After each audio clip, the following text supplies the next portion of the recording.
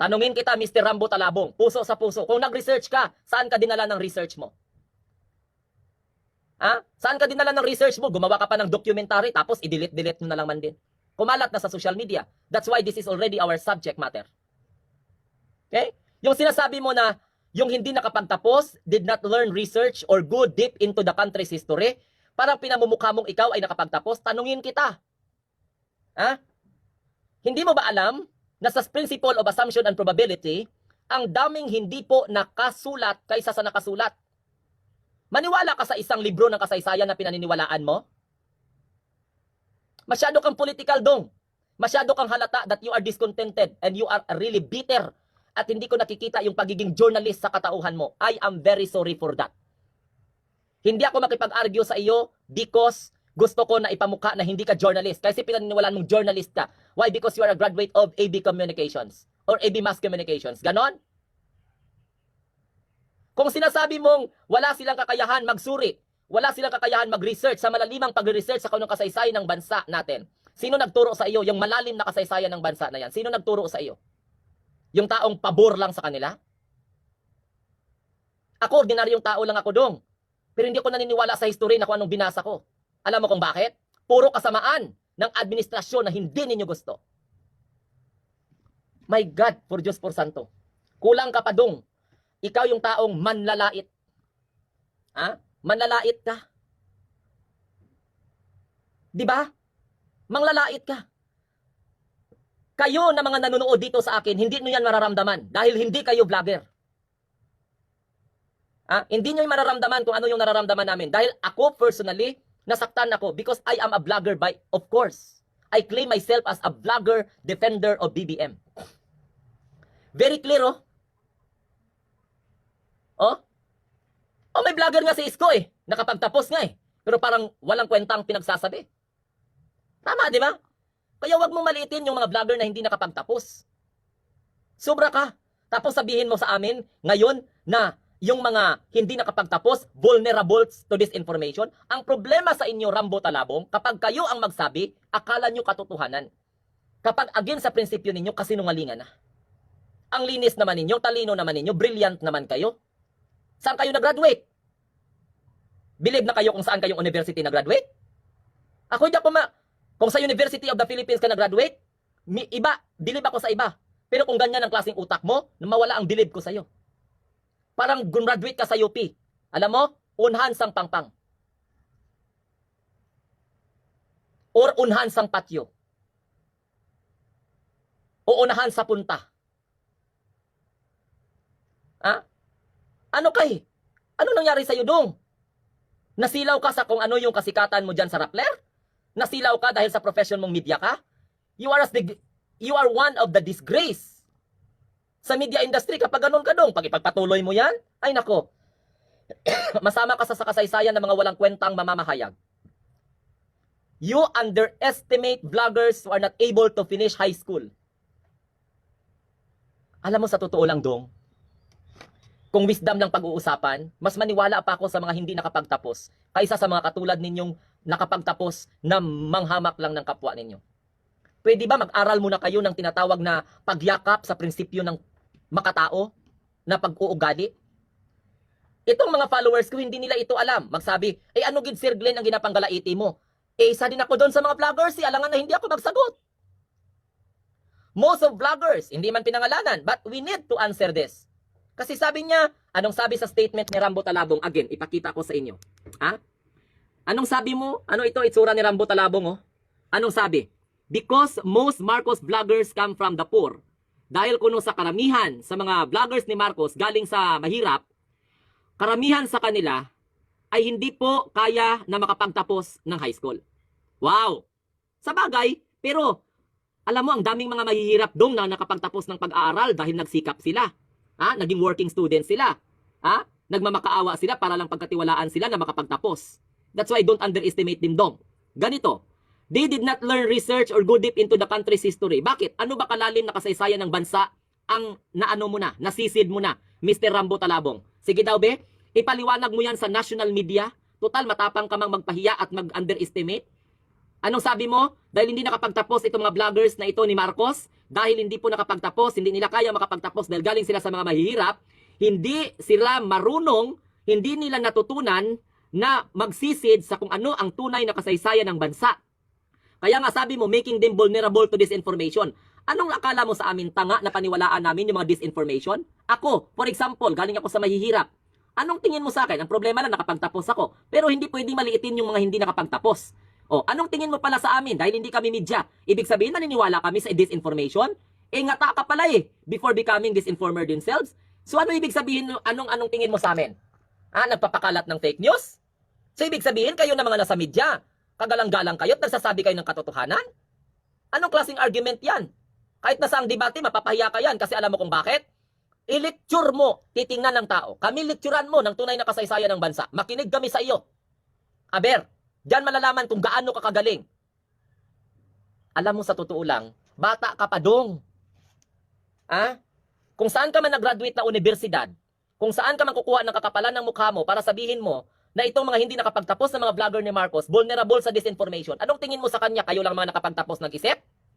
Anong tingin mo sa mga hindi nakapagtapos sa pag-aaral, hindi nakapagtapos ng high school at nagiging vlogger ni Marcos? Anong tingin mo sa kanya? Hindi nag-iisip yan na para paniwalaan kung ano yung kasinungalingan at disinformation na sinasabi mo in order for them to become what we call disinformer themselves? So ibig sabihin pala, kami na mga mahirap na mga vloggers, hindi namin napantayan kung ang estado ninyo sa buhay, magsasabi lang kami ng hindi totoo. Anong tingin mo sa amin? Gusto mo pagtatawanan kami ng tao? Grabe ka naman dong. Oh my God. What happened to you? Yabang mo. Oh, may nag-comment pa nga dito, oh. Yabang nitong Rambo na to, feeling napakagaling, iwas walang modo ang mga balita. Kayo mismo ang disinform. Puro misleading ang pinagsasabi ninyo. Kaya dapat kayo i-educate. Hindi mo kami i-educate. Kayo dapat ang i-educate. Naintindihan mo, Rambo Talabong? Kapal ng mukha mo, tapos i-delete mo yung mga post mo? O kung may bayag ka, kung talagang matalino ka, kung talagang may determinasyon kang ipamukha sa mga Marcos vloggers na hindi nakapagtapos sa high school at sinasabi mong vulnerable sa tinatawag na disinformation, kaya nagiging disinformer themselves, pangatawanan ng statement mo. Kapal ng mukha nitong tao na ito, hello? Yan huwag niyong tularan ang ganitong klaseng tao. Ang problema sa mga mayayaman, hindi makatanggap ng mali. Kasi akala nila authority na sila. That's the reason why na lumabas ako sa social media to defend. Kaya ordinaryong tao lang kami. Salamat kayo, nandyan kayo sa media Sagutin mo kami ng mga mahirap, Aber, kasi nakakapanglumo ka, napakagalaiti ka Tapos ngayon, pag mag-discuss kami ng issues tungkol sa mga ganito, ang gagawin ninyo, ipa-fact check nyo kami, i-report nyo kami, iwa-warning ninyo. Sino ba ngayon ang fact checker dito? Di ba, Rappler? Vera Files? Itong problema sa inyo ba? Ito namang Facebook, nagpapagamit naman. Magalit lang tayo ng konti, i-restrict na tayo. Magdi-discuss tayo na masakit sa kalingtahinga, i-restrict na tayo. Bibigyan tayo ng warning. Tapos sabihin ninyo, demokrasya, demokrasya, demokrasya. Huwag sikilin ang freedom of expression. Tapos anong ginagawa ninyo? Dapat ikaw, Rambo Talabong, i-inform mo itong kasamahan mo dyan sa Rappler at saka sa Vera Files. At sa mga fact checkers, kasi magagaling man kayo, na wag ninyong i-fact check ang sinasabi ng tao. Baka ngayon, ang account ko, i-fact check nyo na rin pag narinig ninyo ito. Ano ito Mayroon pa nag-comment, dun ka na lang sa gira. Tapang-tapang mo magano, tapos ngayon, i-research namin kung ano, hindi mo man pala mapakita dito. Isipin mo, ito, may nag-comment sa iyo. Sagutin mo si Madam Ellie. Sagutin mo si Madam Ellie. Kung matapang ka, sagutin mo. Masaya ka na sa ginawa mo? Masaya ka na parang ipinamukha mo na yung hindi nakapagtapos na mga tao na naging vlogger ni Marcos ay hindi po paniwalaan dahil po sa gumagawa ng mga disinformations, vulnerable sa disinformations, kaya nagiging disinformer themselves. Papal ng mukha mo, so ibig sabihin kayong na mga nakapagtapos ng mass communication, kayo ang magaling? Baka mas magaling pa nga ako siguro magpaliwanag sa iyo dong. Kaya lang hindi man pwedeng ipagmayabang yan. Let the people decide kung may laman o wala yung mga pinagsasabi. Kung ano man ang natapos mo, magpasalamat ka sa Diyos. Dahil kaya ng pamilya mong paaralin ka at hindi ka nakaranas ng kahirapan. Dahil hindi ka nakaranas ng kahirapan, alam mo lahat ang katotohanan. Diba? Sobra ka naman. Huwag kang huwag kang mag-underestimate. Huwag kang mag-underestimate. Mahiya ka sa sarili mo. Anong natapos mo? Doctorate ka? Wala kaming pakialam sa iyo. Kung doctorate ka at kagalang-galang ka, kahit hindi ka pa nakapagtapos ng doktoral, paniwalaan ka ng tao. Akala mo hindi masakit yan sa damdamin ng tao? Sabihin mo, because of most Marcos vloggers come from the poor, galing sa mga mahihirap. A lot of them could only afford to finish high school. Anong tingin mo sa mga mahihirap? Hindi pumagsika para makapagtapos? Di ba dapat you should be very thankful dahil hindi mo naranasang naging mahirap? Matapobre ka eh. Ganyan ka ba pinalaki? Ganyan ba nakuha mo dahil nakapag-mascom ka? Dahil nakatungtong ka dyan sa Rappler? Tingnan mo mga dokumentary mo, bumabalik sa iyo, bumibira sa brada sa iyo. Dokumentary mo about sa extrajudicial killing. Dokumentary mo about sa biktima ng war on drugs ni President Duterte. Hindi naman sinabing 7,000 eh. Kayo lang naman ang nagsasabi. Kayo lang naman nagbabalita na pineke ang dokumento. Pineke ang mga death certificate. Yun pala, ang dahilan ng pineke ang death certificate dahil po sa punerarya. Kasi pag sinabing drug-related, matagalan i-release ang death certificate. Diyan mismo yan sa dokumentary mo. Kaya hinahanap na hanap ko yung dokumentary, hindi ko na makita. Edited na ng ibang mga vloggers. Kapal ng mukha mo dong. Now ngayon, basahin mo ito. Kung hindi mo nabasa itong message na Madam Ellie, itong sabi ni Madam Ellie, are you happy of doing that? Are you happy of doing this? Are you happy of dishonoring ng mga mahihirap ng mga vloggers ni Marcos? Anong tingin ninyo? Kayo lang may karapatan mag-vlog? Kayo lang may karapatan mag-vlog ng mga mayayaman? Insecure kayo masyado sa mga vlogger eh. Hindi ninyo matanggap na ang mga vlogger ni Marcos, kahit hindi nakapagtapos ng high school, pinaniniwalaan ng tao. Tapos sabihin mo ngayon, yung mga sinasabi ng hindi nakapagtapos na mga vloggers ni Marcos, hindi nakapagtapos ng high school, kaya nagiging vulnerable sila sa disinformation, kaya ngayon nagdi-disinformer sila themselves, pinaniniwalaan ng milyon-milyong mga tao. Samantalang kayo, milyon-milyon ang followers ninyo, hindi wala man lang nag-share ng lives ninyo. Dahil sawa na yung tao sa inyo, hindi nyo kayang papaniwalain ang tao. Tapos ngayon, i-discredit ninyo mula yung kahirapan, hindi nakapagtapos. Alam mo sa totoo lang, totoo, may mga vloggers na hindi nakapagtapos ng high school. Vloggers na kung saan defender ni Bongbong Marcos. Pero bakit pinaniniwalaan ng milyon-milyong Pilipino? Ngayon, kung sinasabing degree ang kailangan, hindi nga nagmamayabang si Tingking Pinoy sa iyo eh. Oo, inaamin nga ni Tingking Pinoy, college dropout nga siya, pero baka magnganga ka kung paano si Tingking Pinoy mag-explain sa iyo. Naintindihan mo dong? Kaya wag kang magano. Ha? Ito ang message ni Madam Ellie sa iyo. Dear Rambo Talabong, I hope you're doing this. I hope you get the trust and sentiments of people when they read your write-ups, when they read your write-ups or watch your documentaries. I hope this put you on a high life compared to Marcos vloggers who come from the poor. Oh, I hope your education would prove you right about everything you claim. If there's one thing that you fail to see and understand, it's the voice of the masses. Di ba kayo nagtataka, no matter how much you put vloggers in a bad light, the negative impact always falls on your shoulder? Natanong mo na ba, Rambo Talabong sa sarili mo, bakit? Learn or research? Saan kami? Where? Which literatures to use? The one that tells a biased history, ganito na lang, I guess. This the only means one thing, Rambo. See you around always. Looking forward to meet you. Ganun. Ako din. I am looking forward to meet you. Educate us. Tell us what are the things that you learn na pinag-research mo at nasabi mong nag-in-deep reading ka ng history. Tell us. I challenge you. No? To the best of my ability as an ordinary, hope maka-reach ito sa iyo. At isang karangalan ko na maseminar ni Rambo Talabong. Isang karangalan ko na maseminar ni Rambo Talabong kasi may alam ka eh. Di ba, Mr. Rambo Talabong? Sabihin ko, wala akong alam sa history na sinasabi mo. Dahil yung iba hindi nakapagtapos. Sige daw. Okay? Total, may pera kayo. Buy an airtime and explain to the Filipino people what are part of history, what particular history of this country ang hindi namin kayang nasisid at hindi namin kayang nalaman. Anong klaseng history ang gusto nyo? Saan namin mahanap ang tunay na kasaysayan ng bansa? Sige daw. Total, kayo lang man nakakaalam eh. Di ba kayo nakakaalam ng tunay na history? Where did you get that history? Sino nagsulat ng history na yan? Who are the proponents of that? Because as a research teacher, I don't believe sa mga sinasabi nyo na lang.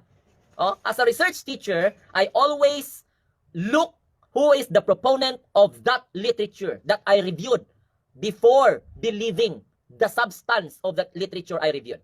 Where did you get that review-related literature? Anong klaseng libro yan?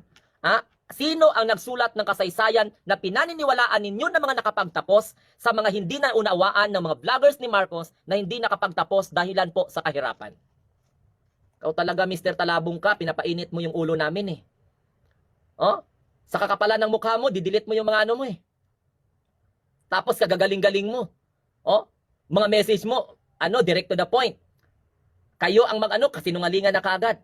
Kayo ang threaten. Tama? Kayo ang threaten, Mr. Rambo Talabong. Threaten kayo dahil hindi kayo pinaniwalaan ng sambayan ng Pilipino. Ang mga naniniwala sa inyo, inuuto na lang kayo. Oh, pareho kayo nag-uutuan. Hindi man namin kayo ina-acknowledge na media. Kayo lang man nag-claim na media kayo. Hindi ba kayo nahiya sa mga sarili ninyo? Wala kayo franchise. Di ba? Kami na mga vloggers, hindi namin sinasabing media kami. We commented, we expound, we elaborate. Hindi kami nagpapabricate ng history na sinasabi mo. Wala kaming karapatang magsulat ng libro. We are not an historian. We are not an historian, but I am not easy to believe the history that you are proposing to believe. Isipin mo na lang yung mga statement mo. Dahil hindi pa nakapagtapos yung ibang mga vlogger ni Marcos, sabihin mo vulnerable sa disinformation. Parang ataka, parang lutang ka din eh. Parang kayo lang, so ibig sabihin, kayo lang naman ang makapagtapos, kayo lang ang may kakayahang mangunawa. Yung mga hindi pala nakapagtapos dahil mahirap lang, tapos nagiging vlogger, nagiging Marcos defender, sabihin mo ngayon, disinformer themselves na dahil vulnerable sa disinformation? Sino nagturo sa iyo ng philosophy na yan? Aber, ipakita sa akin, be? Para malaman mo kung gaano ka katalino? Kung ano ang narating ninyo sa buhay, wala kayong karapatang manghamak ng kapwa ninyo. Tandaan nyo yan. Kung may alam kayo na vlogger ni Marcos, na katulad ng sinasabi ninyo, may kakayahan kayong i-contact ninyo. Ako, i-contact nyo ko. I am very willing. I am very willing to volunteer myself as an interviewee of Rappler. No cut. Walang cut-cut. No edit. Hindi kayo magbayad sa akin. Interviewin nyo ko dito. Hindi ganun. I am also a history teacher.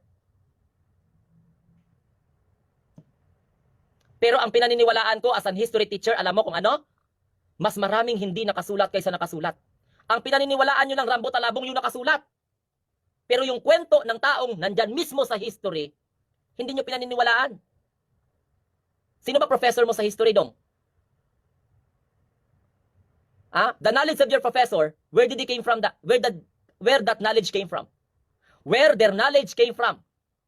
The knowledge that they pass on you. So that the reason why you become learned in history. That's why you have the guts already to underestimate the level of comprehension of those who are not able to finish high school, then they become vlogger of Marcos. Who taught you that history? Yan ang simple lang tanong ko sa iyo. Who taught that history? O sinungaling din yung mga author ninyo. You know what? I am a teacher by profession, but I always believe. Alam mo sa totoo lang, ito mga kababayan, hindi ako nagmamayabang. I am a teacher by profession and I also teach history. I am also a literature teacher. Bago ako magturo sa estudyante ko, pinapapunit ko muna sa kanila kung pwede lang ang introduction ng libro. Kung hindi man nila punitin, I don't let my students read the introductions of the book. Ganun ko magturo. Hindi ko hinahayaan ng estudyante ko na, lalo na sa pagsa-college, I am not a type of teacher na, okay, sige, basahin nyo di ba usually basahin mo introductions in order for you to know what is really what inside of the book? Hindi ko pinapabasa yung foreword, yung preface, yung introductions. I don't let my students read that. Kung pwede lang. Because I want them to become a learned than the one who wrote that history. That literature. Masyado kayong bukis eh. Ako, nagtuturo ako ng history sa estudyante ko. Hindi lahat sa libro. Ang problema sa inyo, katulad lang yan na, what is the meaning of history? Doon kayo sa glossary ng libro magbasa. Doon kayo sa dictionary. Ako iba.